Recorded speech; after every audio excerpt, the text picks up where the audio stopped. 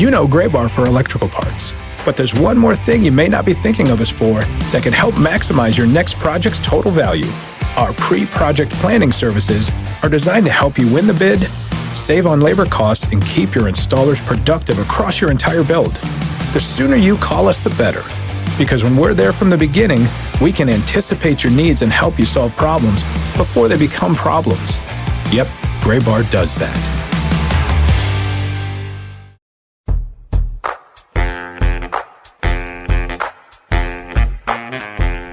Hey, welcome in. The 2016 minor league baseball season is underway, and the show before the show is back at you for week number 1 in minor league baseball. Hi, everybody. I'm Tyler Mott. In New York City is Sam Dykstra. Hey, Sam.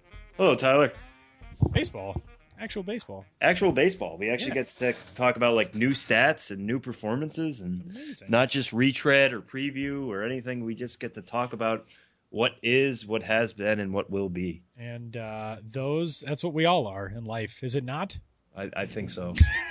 So, with that, welcome in. It's the 54th edition of the Show Before the Show podcast. You can find us all over the place. We are on iTunes. You can search there for the Minor League Baseball podcast and find us, rate, review, and subscribe to the Show Before the Show podcast there. Leave us your comments, your loving, glowing, flowery reviews of the show. And you can get in touch with us also on social media. I am at Tyler Mon. Sam is at Sam Dykstra, MILB. Minor League Baseball is at MILB. And you can also email the show podcast at MILB.com. And there you have it. So let's get started. Let's dive right in. Week number 1 is in the books, and we had a lot of really fun stuff to talk about in the opening week.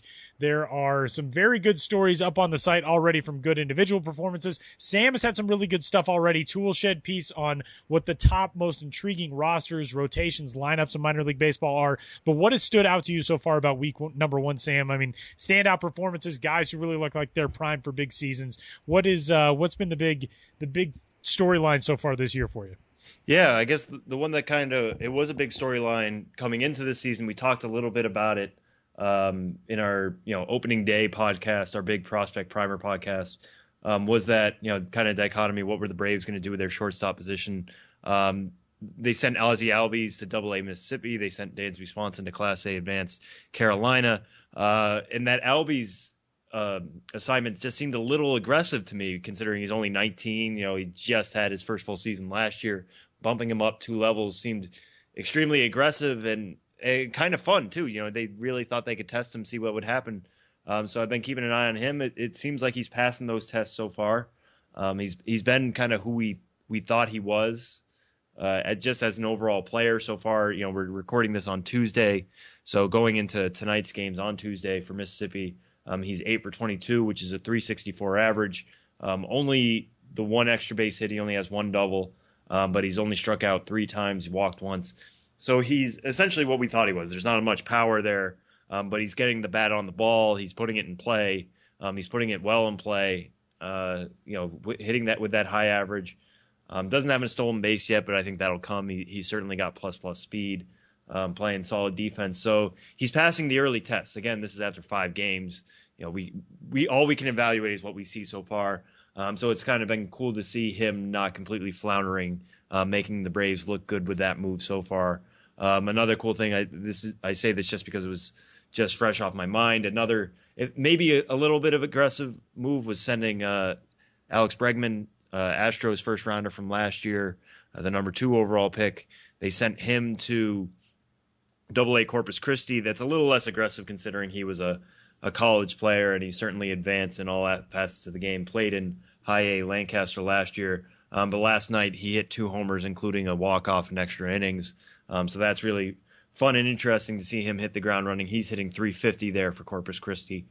Could be a fast mover if he shows that he's even set at that level. So, we talked a lot about in this offseason and even in spring training about how there's a really exciting group of shortstops right now in the minors. Just as a group of prospects, we're seeing that obviously at the major league level with Corey Seager and even standout star so far, Trevor Story. And that storyline continues to bleed through here in the minors. I am going to go an obvious route for one of these and a very under-the-radar route for another. Julio Urias last night, and again, like you said, we're recording on Tuesday. Monday night, Urias back in AAA for the first time since his final outing of 2015, where he really got pretty well rocked. 6 runs on 9 hits over 3 1/3 and took the loss in his second AAA start. I think that actually dropped his ERA to just over 12 through his 2 AAA starts last season. But last night goes into a matchup with the same Memphis Redbirds team, opposed by the same starter in Arturo Reyes, and Urias was fantastic. 5 innings, struck out 9, didn't issue a walk, only gave up 4 singles, and allowed them in succession with 2 outs, 2 of them in the first and 2 of them in the fifth, and got out of each of those innings very quickly. And in between, he retired 12 in a row. Urias, that's exactly what we expect to see from him, which Oklahoma City pitching coach Matt Herges said to me last night is almost kind of unfair. Like, we expect to see these ridiculous showings from a kid who's 19 years old, but he does it. He's so amazing that he continues to do that stuff. He threw 67% strikes last night, was getting ahead of guys, putting them away very quickly. So pretty much the impressive breakout early season performance that we expected to see from Julio Urias. But a guy who I want to talk about who is off of virtually everybody's radar to start the season, and this is not going to continue with this clip, but number 27 ranked Padres prospect Austin Allen, a catcher in the San Diego system, has started with Class A Fort Wayne, 14 for his first 18 this season. He's batting .778 in 5 games. Like, it's one thing you have like a good 3-game stretch or whatever. 5 games into the season, he's OPSing 1911. What? That's essentially like, you have to think about hits happen? as a bank. Yeah. Just deposit those in the bank, and then he could go for a week, and he'll still be hitting 300 and feel good about himself, I guess. And he's a prospect. Austin Allen, a 4th-round pick last year out of the Florida Institute of Technology. Like I said, he's the number 27 prospect in the system. Spent last year with Class A short season Tri-City in the Northwest League out there. But, you know, that's, man, have a week, Austin Allen. Save some for everybody else, dude. Right. Jeez. I want to pump the brakes a little bit because he's 22 years old playing at Class A, but still, he shouldn't be there. But you can only perform it where you are. That's all you can do. Exactly. And he's taken the assignment that the Padres gave him, and he's run with it. And good for him for that. So some of our early standouts from week number 1. One of those guys did not last long in the minor leagues this week, and that leads us into strike 2 in this week's edition of 3 Strikes. Nomar Mazara is already up at the major league level, one of the top prospects in all of the Texas Rangers organization. Mazara called up after an injury to Shin-Soo Choo. Mazara, the number 3 prospect in the Ranger system, started this season with AAA Round Rock, was 6 for his first 12 in 3 games, and then the Rangers said, "We need you the big league level, kid." Jumps up, 3 hits and a homer in his debut. He's played a couple of games in the major league level. And this is interesting and really exciting for the Texas Rangers in multiple reasons. Number 1, you got a heck of a guy out there already in Shin-Soo Choo. When he gets back and he gets healthy, you're not going to need Nomar Mazara immediately. He doesn't have to jump right into the fold and be a star going forward for 2016 to carry this team. But number 2, I think you're seeing that he is going to have the ability to do that, for one thing. And for the second thing, there is so much depth in that system right now. Like, the Rangers for the last few years, it seems like they've fallen off. The injuries, the Yu Darvish thing, Jurickson Profar has kind of disappeared. Mike Olt never panned out. The Rangers are back, man, and this team is so loaded, and they've got so much of that talent at the upper levels. And Mazara, I mean, what a way to bow into the big league level. Yeah, I know. Well, that was the interesting thing, is that you always have these guys who are just uber talented, and Mazara is certainly one of them. We like to talk a lot about his hitting ability, and he's one of the guys whose skill set hadn't necessarily shown up in the stats too much, at least eye-popping wise, but was very, very solid last year, splitting the year between AA and AAA, and then just to hit the ground running like he did this year. I mean, that's just the culmination of, like I said, just a skill set of an above-average hit tool, a plus power tool, and to homer in his first game like that was really something special. And, I think it will be kind of interesting to see how this goes forward, because it's kind of the risk you run when you do put in a guy like him who can hit the ground running, who can do really well at the beginning. And, by the time Shin-Soo Choo does come back, what if Mazara is still hitting, in the 300s with some nice pop? Maybe they move him over to left or something, or they move Choo over to left, but then there you have Ian Desmond, who they just signed for a lot of money, and then you can't stick one of them really in center. I know Ian Desmond played center field yesterday, which was kind of an odd choice for a guy who played so much shortstop. So I don't think that's exactly the plan for them, and I don't think they want to take Delino DeShields out of the equation either. it's a fun time to be a Rangers fan in that way, because these are all lineup problems that you'd like to have. And I haven't even mentioned Josh Hamilton yet, the former MVP, who's also on that team, currently hurt, but we'll see what time he can come back. I think he's aiming to come back in May. So there could sometime be a logjam in the Rangers outfield. But for right now, they're going to get Mazara his playing time, and if he continues to run with it like he has, that'll just make an already good Rangers team that much better. And, oh, by the way, Joey Gallo had his first multi-homer game of the season this week as well. So Rangers fans feeling pretty good about themselves going into the bulk of the 2016 season. And they had a 105-year-old lady throw out a first pitch the other day, which is even cooler. Yeah, I think that should make just humanity feel, make us feel good. When we turn 105, Tyler, we'll throw out the first pitch. Okay. Deal. We'll do it only in minor league games. We could be like the Cowboy Monkey Rodeo. We'll just tour around. 105-year-old Sam and Tyler. Yes, I like it. Although it'll be like 5 years after I turn 105 for you. So youngsters. I'll be 100 and you'll be 105. We'll make it count somehow. Sam, strike three this week is a fun question to discuss and debate, and an even funner question when we finally get the answer to it. Nomar Mazara comes up, gets a taste of the major league level, does exceedingly well. Who's the next one in line for that? Because right now, there are a lot of guys who feel like they're sort of on the brink. A lot of those guys probably we aren't going to see at the major league level right away. I mean, Julio Urias, we're not going to see up there. Lucas Giolito makes his debut today. Again, we're recording this on Tuesday. But there are some guys there from the position player side who are getting closer. I mean, J.P. Crawford, Orlando Arcia, Joey Gallo is another one to talk about. Trey Turner obviously saw a good amount of time at the major league level last year. Who is next? Last year we had that season of the prospect, all these guys jumping up, breaking out, making these huge major league debuts. Who do you have next on the docket? Yeah, so the way I kind of take this question is just who's a top prospect who's going to get us kind of all talking and up there, and not necessarily a guy who's going to, hit the, I keep using this phrase today, I guess, hit the ground running, but just somebody who will get that call. And I think maybe the next in line might be Raul Mondesi. Okay. In terms of just, what it took for Mazara. Mazara didn't hit his way to the majors. We've been pretty clear about that so far, but it took an injury. I think the Royals wouldn't be afraid of bringing up Mondesi if there were an injury in the middle of their infield. They did it last year in the World Series. He already has that major league experience. They sent him back to Double-A just because he didn't really hit very well there last year, but he's hitting well there now. Short sample, asterisks abound, whatever. But he's hitting 300 right now. He's had 2 homers so far. He's had 2 stolen bases. So he's showing the potential that is there. Like I said, last year in the World Series, they already thought he was ready enough to perform on that stage. They even got him a couple at bats, even though everybody agrees that his bat is far beyond his defense. So if something were to happen in the middle of the infield with the Royals here early on, I don't think they would be afraid of bringing him up. He's the only one who I can see like a clear, direct path for something like that happening.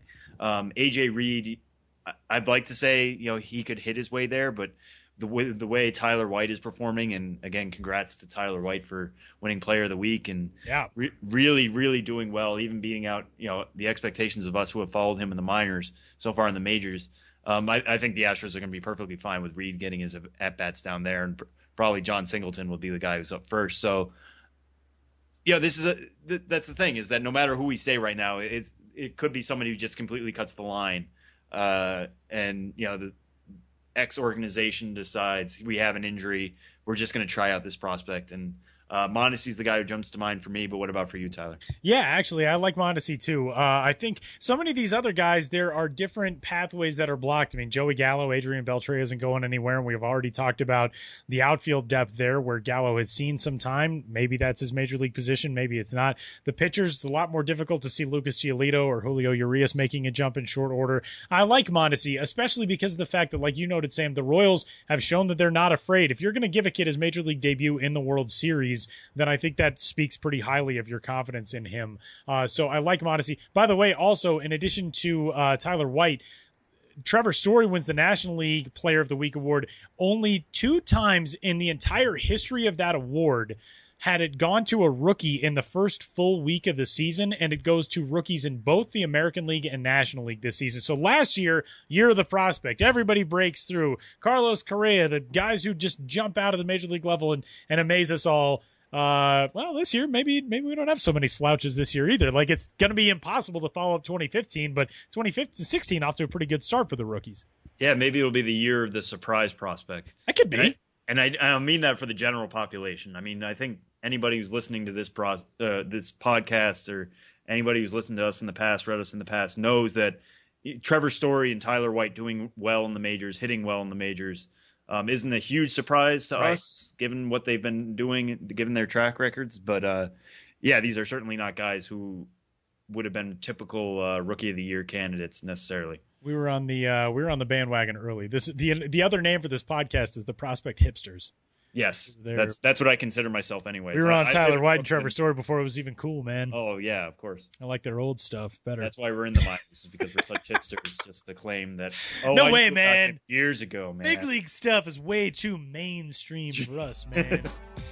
So that's going to wrap up this week's edition of Three Strikes for episode number 54 of the Show Before the Show podcast. Coming up next, really excited to get our first in-season interview. We're going to go to a manager level for our first in-season conversation of 2016. Salem Red Sox skipper Joe Oliver joins the show from the Carolina League. Coming up next.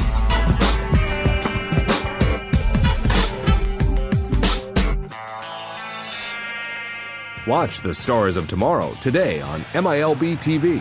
Before they made it to the show, stars like Mike Trout, Bryce Harper, and Chris Bryant were on MILB TV. Subscribe today to get more than 5,000 minor league games streamed live and on demand, including games from affiliates of all 30 major league clubs. Select All-Star and postseason games are also included. On the go? Watch on your iPhone, iPad, or iPod Touch with the free MILB First Pitch app. Visit MILB.tv for details.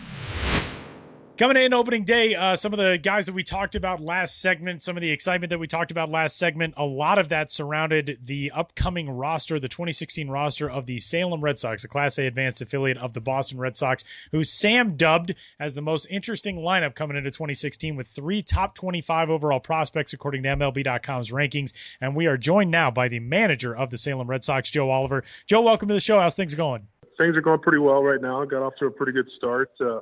Weather was pretty brutal the first couple of days, but that's part of baseball. You never know what that given factor is going to be, but I think we dealt with it pretty well and have a little bit of confidence going into this series with Frederick. Well, Joe, let's talk about this roster that you've got for this season. I mean, this has got to be, kind of kid in a candy store thing for you and your staff, because you come in with so much talent. 3 of MLB.com's top 25 overall prospects in Yohan Moncada, Rafael Devers, and Andrew Benintendi. But more than that, it seems like beyond just that top level of talent, there's so much depth on this roster. I mean, it's a very well-constructed roster, the likes of which you don't really see a whole lot at the Class A level. I mean, how much fun has this been getting this season started? Well, you hate to sit there and take a lot of that for granted. These guys have earned where they are right now. It's not anything that anybody's been given. Whether they're the gentleman that you talked about introducing us into the show, or the guys that are being the role players and contributing just up and down through the lineup. These guys have come in and done their work and had good seasons in the past and put together pretty good numbers. So, we come to the ballpark excited about the lineup that we put out on the field every day and think that we're going to have a pretty good chance of winning ball games. All we have to do is pitch and throw strikes, and seems like we catch the ball good enough that we're going to put ourselves in good position to win most of the games that we get out there. And these guys don't take anything for granted. They're hungry to work. And Joe, I kind of want to touch on one guy individually. I know you got to work with him last year a little bit. You were the manager at short season Lowell, and Andrew Benintendi. He's got off to this start this season. He's got 3 triples already. He's 7 for 19, hitting 368. What did you see him last year? He was coming off that great season at Arkansas, was carrying that momentum into short season. What do you see now in him that maybe you didn't then, or is he the same player this year, entering his first full season? Well, it's nice actually seeing him come in after having a spring training and having an off season of a little bit of rest and getting in the weight room and getting stronger. And He's gotten his work in, and you could see a lot more confidence with him coming in from spring training, and the kid has come in and just really picked up where he left off last year. He's playing a very solid center field. He's leading the outfielders, moving his left fielder and right fielder with him.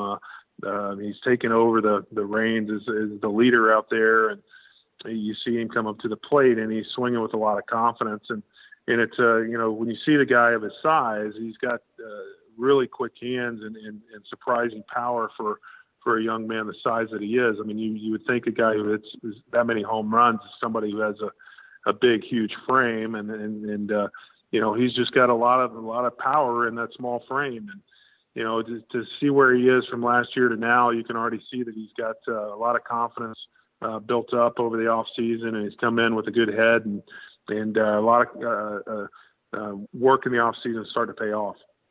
And with the way this lineup was kind of given to you, at least these hitters were given to you between Moncada at the top of the lineup, then you got Dubon, Benintendi, Devers, Nick Longy, and how does it kind of all kind of gel together between Moncada and Dubon are average hitters, but with a lot of speed, and then you got the boppers with those other guys.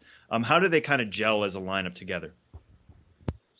Well, we kind of go the way the top of the order goes. I mean, if Moncada and Dubon are able to get on, we're able to put a lot of pressure on a lot of pitching staffs and a lot of teams, and kind of makes the infielders play a little closer, respecting the speed, and the pitchers are definitely trying to pay a lot more attention to them on the base path. So you tend to get a lot more fastballs for the guys that love to hit fastballs, and you're starting to see some teams try to pay a lot more attention to those guys when they get on the base paths, and they create a lot of havoc, and speed does that to a lot of teams. And it's not only just for this ball club, but if a team that's coming in and they have quite a few guys that can run the bases extremely well, you kind of have to pay attention to it and don't let it take you out of your game plan, and try to keep those guys off the bases. And so far these guys have been able to get on, and they're run scorers once they get on the base.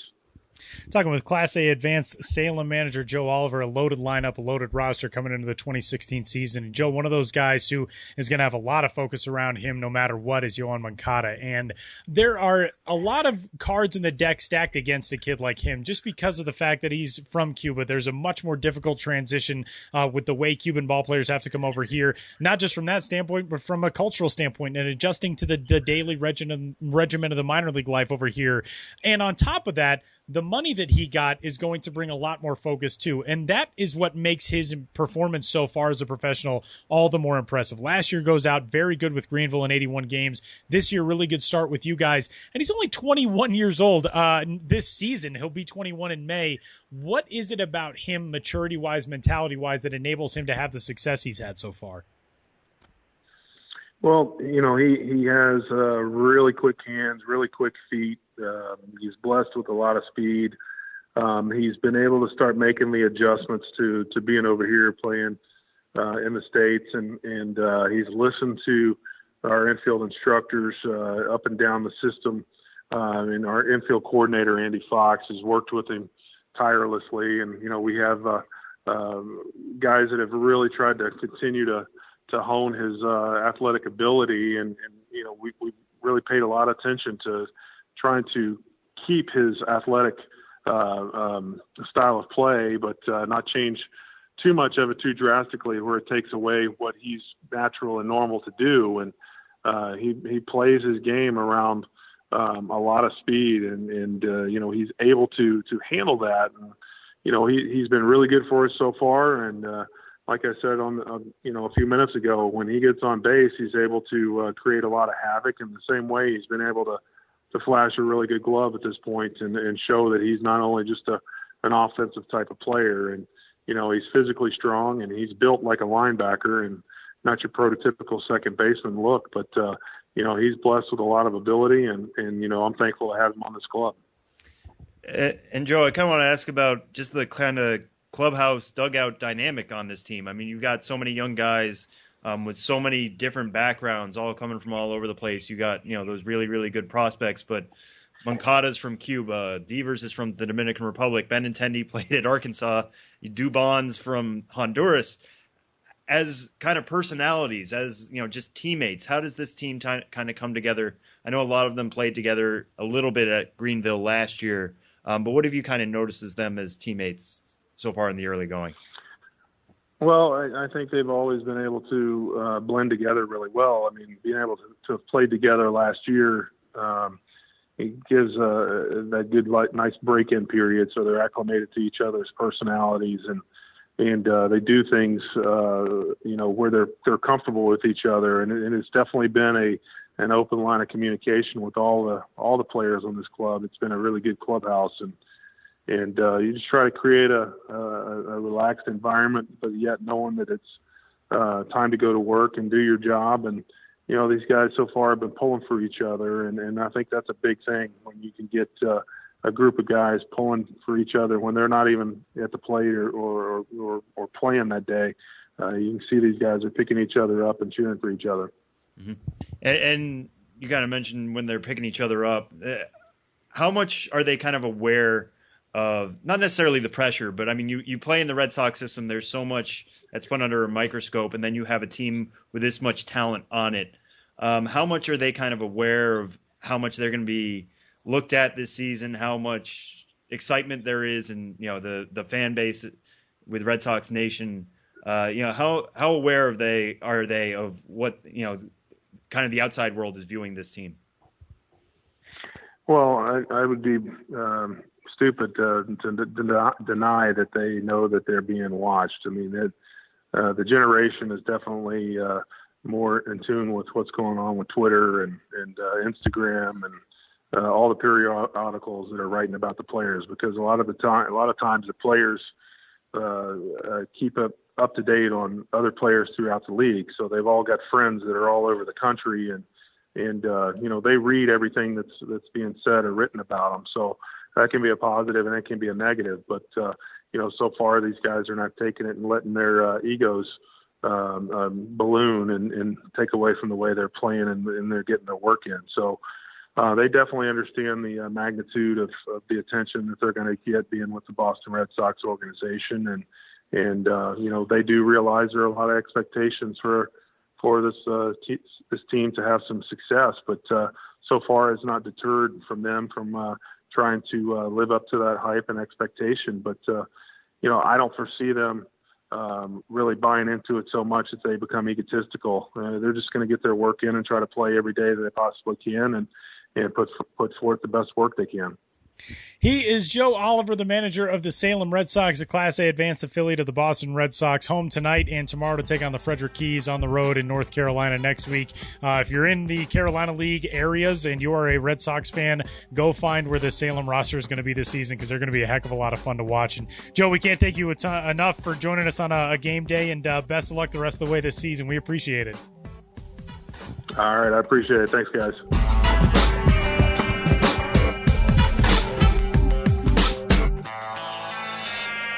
Our very first in-season edition of Chatting with Benjamin Hill has arrived, and we have actual promos to talk about, and we have actual news to talk about, and we're excited. Ben, welcome back. Hey, it's good to be here. Hey. Hi, Tyler. Hi, Good Sam. to have you. Ben? So before we get into this, we should let you all know that the Team Theme Songs podcast is recorded. It is being produced. It is ready to go. Look for it early next week. We'll talk a lot about what the goal going forward for Team Theme Songs will be. But just know that you're probably going to hear Eat It Up from the Hartford Yard Goats 1,000 times this summer on the show, just because I love it. And I'm the one who produces this thing. So there you go. You have all the power, Tyler. I have all the power. We'll That's toss to a song from Tacoma, and I'll just play "Eat It Up" anyway. But no, we're really excited. Ben and I had a ton of fun recording that, and all the props to Ben. He put all that work together to compile those songs, put the playlist together and stuff. So be on the lookout for that episode coming out early next week. We had a ton of fun with it, and we'll continue to roll out some team theme song stuff in Ben's segment from week to week as the season goes on this year. But Ben, as we get started with our first discussion with you in season in 2016, we're talking a lot about some games that I don't even really know if they happened because nobody was there to see them. What is going on with the weather in that state that you guys live in? Yeah, well, hey, Happy 2016 season, everyone. Hey, you too. It's great that it's finally arrived, but that's the surreal nature of baseball in April, especially in the Northeast, is there's a lot of excitement and then you get hit with reality. It's like marriage. So That was solid. That came out of nowhere. Nice work. I think it came out of somewhere, but we're not going to get into that. Anyway,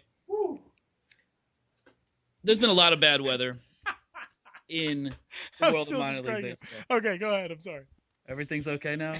We're good. We're good. Oh, it is. No, I think everything's fine. All right, so there's bad weather in the Northeast. And I think the place where it's been most pronounced, of course, is Syracuse, home of the Chiefs, where for the first 4 games of the season, an entire series with the Iron Pigs scheduled for April 7th to the 10th, they just had to cancel the whole thing. And that's not a good way to start the season because there was an icy mud bath in Syracuse. So instead of canceling those games or postponing those games outright, they played an opening day doubleheader in Lehigh Valley, except it wasn't opening day. It was the next day, Friday. And then to make it more surreal, it started at 11 a.m., in which the home team was on the road. And to make it most surreal, no fans were admitted. So that's, I think, my favorite minor league story of the season so far is Syracuse Chiefs and Lehigh Valley Iron Pigs playing a game in front of 0 fans Friday, 11 a.m. to start their season. And the reason there weren't any fans was because Lehigh Valley Iron Pigs, they're home of Coca-Cola Park. Or is it Coca-Cola Stadium? It's Coca-Cola. Yeah. They were doing some Right. Yeah, it's Coca-Cola. They were doing some last-second construction, nothing major, but doing construction work on their stadium in preparation for their real home opener. So when some games got shifted to Lehigh Valley, they couldn't even let fans in. And that got me thinking, this is a game with 0 fans, an official 0 attendance. And the Charleston River Dogs did that to great acclaim. It went kind of viral in a pre-viral age in 2002 when they purposefully locked fans out of the stadium until the game became official so they could claim a 0 attendance. And now here we have history repeating itself with accidental nobody night promotions, which no one really wanted to have happened, and a great way to kick off the season. But the Syracuse Chiefs are back home for real this time, still haven't played a game in Syracuse, still haven't played a game in front of fans, but tomorrow is Mulligan night, where it's a complete do-over night, and they're packing all their lost opening day promotions into one. There's a 53-degree guarantee, which I'm not sure they're going to meet. There's Jordan Spieth jokes. There's food specials. And, hey, to those in Syracuse, you've been through a lot, but it's going to get better. And what a great start to the 2016 minor league season. What a great start to me talking about 2016 on the podcast. And you kind of wrote a little bit about at least that opening night extravaganza for Syracuse in this new piece you're calling Promo Watch. Kind of talk us through the decision to call it Promo Watch now instead of Promo Preview. I know a lot of people have probably been Googling Promo Preview, wondering where that went. Talk about how this series is going to work this season. Right. Millions of people have been Googling Promo Preview, wondering why I haven't been writing it this season. Promo Preview, I started writing in 2006, almost as long as the site's been around. This year I've tweaked it, still running on Tuesdays. It's not Promo Preview, it's just Promo Watch. That way we can talk about things that just happened that might be of importance or note or just funny or weird or strange. We can also preview things that are coming up when necessary. We can talk about larger trends. So every Tuesday, when applicable, when I'm not on the road and swamped with other things, Promo Watch on MILB.com, just looking at the entire world of minor league promos. And I hope people have fun reading it. And, of course, those articles will be supplemented with all sorts of posts on Ben's Biz blog. And, yes, my road trip schedules are coming soon as well. So I'm hitting the road again in next month. Early next month is my first trip. It's taking me a long time to get those schedules out, but hitting the road very soon. So here we are. We're in the season. We're good to go. We're flying. I just want to point out we're recording this on Tuesday, the 12th of April. Tonight is the briefly viral Binghamton Mets Netflix and chill promotional night. So we'll see how that goes out. And then coming up a word on that real quick. They announced the Netflix and chill promo months ago, seemingly not knowing what Netflix and chill was slang for. Yeah. Then it went viral because it was like, OMG, this team doesn't know what it means. The team just was like, nah, we know what it means. It just means we're going to watch our favorite Netflix shows on a chilly night at the ballpark. And they're still doing the promo, and now all the people who are like, oh, OMG, aren't paying attention. Netflix and chill nights still happening, April 12th, Binghamton, New York. Pay attention. If you write about something for your blog and you want it to go viral, pay attention. It's still happening. Make it go viral again. Anyway. By the time you're tuning into this, it will have already happened. So, yeah, congrats to the B-Mets on sticking with the Netflix and chill night. Thursday, by the way, you'll be listening to this on Thursday. That's when our podcast rolls out its new episodes. And on Thursday night, the New Hampshire Fisher Cats will be donning either a red hat emblazoned with an elephant or a blue hat emblazoned with a donkey, which is part of a promotion they've had going on basically all offseason. Now, I was just watching a Fisher Cats game yesterday. They said they still did not know which of those hats they would be wearing. They were having fans vote for Bipartisan Night, I think was the name of the promotion, on which of those characters, which were part of the original identity of that team when they were first crafted as the New Hampshire primaries. That didn't last very long. But which of those characters, the Republican elephant, the Democratic donkey, will be on the hat for opening night, which is a really cool promotion, too. Yeah, it really is. And even though the New Hampshire primaries name was quickly abandoned almost immediately after it was announced some 20 years ago, it's great to see the Fisher Cats still having fun with that identity in an election year. And, for the most part, making it bipartisan. Yes, you can vote on which hat to wear, the red or the blue, the donkey or the elephant.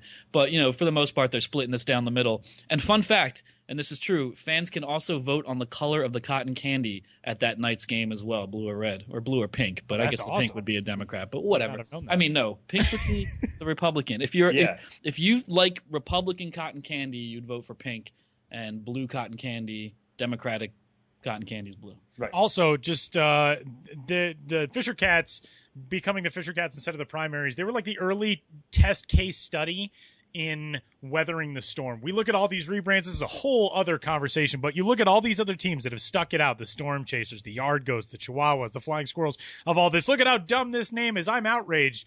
Those teams stuck it out. They've reaped tremendous benefits. This was 20 years ago. This is way before then, and the primaries got a little bit of cold feet and changed the name. So it's kind of an interesting footnote to minor league baseball history that we've talked about. It is. You get cold feet, and then there you go with a footnote. Another good marriage joke. All right, there we go. I didn't even mean it. Yeah, but you're right. I think in today's, if the primary's name came out in 2016, then a team would know to weather the storm, know it's good publicity, know that, when all's said and done, if you can market your entire team experience tied in with the team name, you're going to be okay. Again, we have Chihuahuas and Rubber Ducks and Blue Wahoos and Iron Pigs and all manner of teams that have proven that out. But you're right, Tyler. 20 years ago, you come out with a weird name. There's no context for it. There's community uproar, and you say, let's go with Fisher Cats. All they do is kill domestic household pets. They're much better than politics. All right, well, we got to get your thoughts on this before we send you out. It kind of got lost in our opening day coverage, at least not on the site, but in terms of the podcast. Just the Lakeland Stadium situation. We all thought they were going to open up like normal, and then all of a sudden Joker Marchant Stadium is not in use, and they're going to be going down the street in the same city to a really old stadium. Can you kind of tell us about the Flying Tigers? Yeah, it's funny. We talked all offseason about Florida ballpark changes and potential changes, and this one just slipped right under the radar. I'm a little embarrassed about it, but it wasn't really publicized very much as well. But Joker Marchant Stadium is part of the Tiger Town complex, the longtime home of the Detroit Tigers spring training, as well as the Lakeland Flying Tigers in the Florida State League.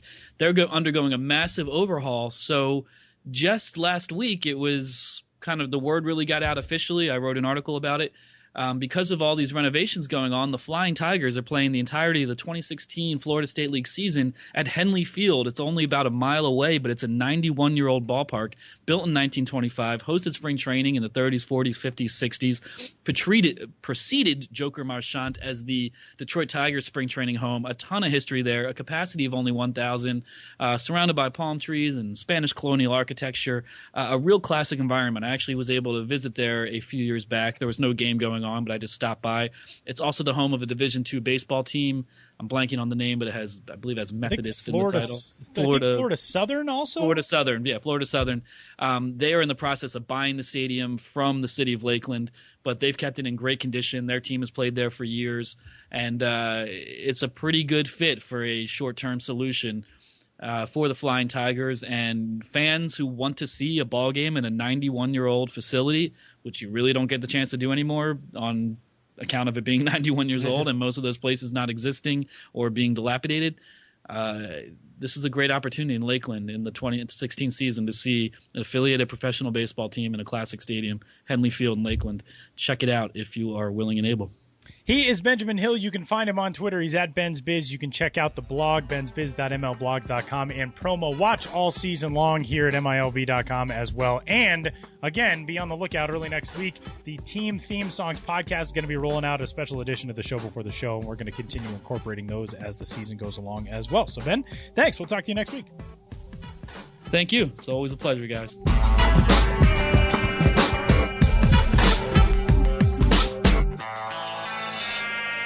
Joe Oliver, the Salem Red Sox, 2 segments ago. Big thanks to Joe and Benjamin Hill, our good pal last segment. Big thanks to Ben as well. Team Songs podcast coming out next week. You can follow Ben and promo watch all season long at MILB.com as well. And that's going to put a nice little tidy bow on the 54th edition of the Show Before the Show podcast.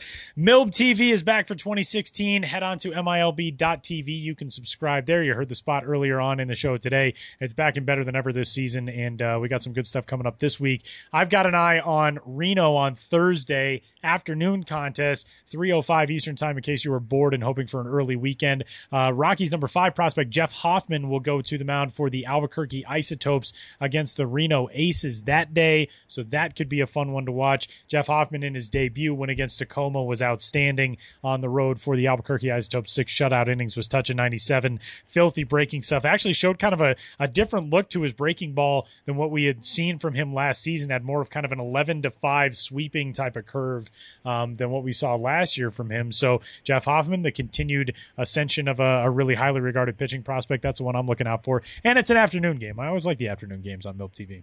Well, they're just so pleasant, and they're much easier to watch on the eyes. Just because they're filled with sun. Hopefully. We talked a lot about rainouts today, so normally they're very much filled with sun.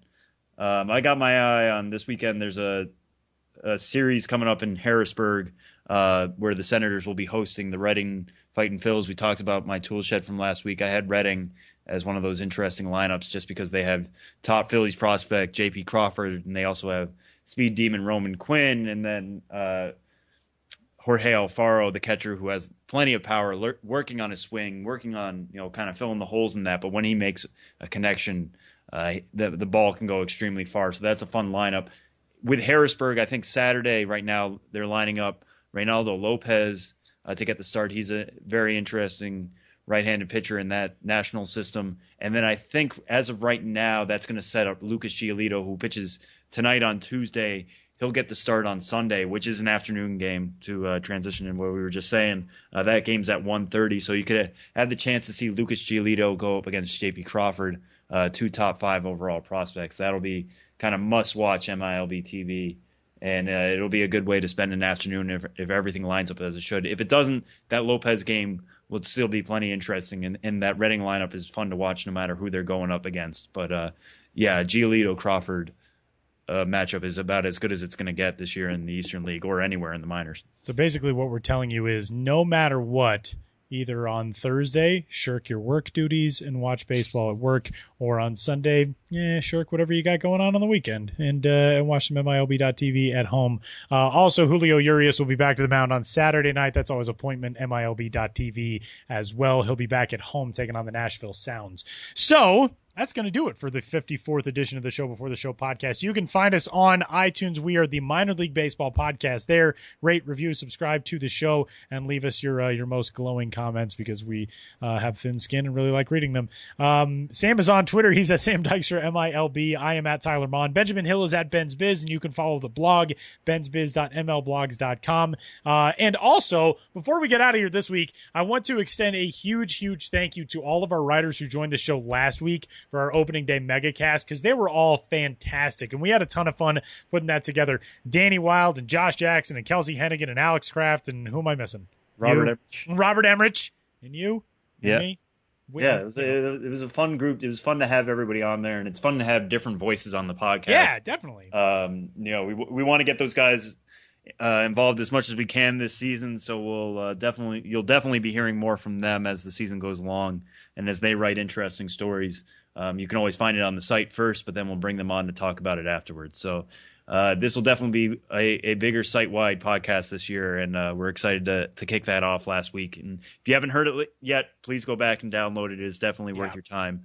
It'll get you just as ready for the second week of minor league baseball as it did the first. Yeah, absolutely. It's if you're really looking for something to watch out for in, whether it's your favorite organization or the parent club of the minor league affiliate that is near you or whatever it is, we got something for everybody in that week's edition of the show, which was episode 53 last week. So we're going to wrap up episode number 54. This one, a fun one, and real baseball underway and on MILB TV all week this week and for the next 6 months. So get excited. Until next week, enjoy watching it all. We'll talk to you then.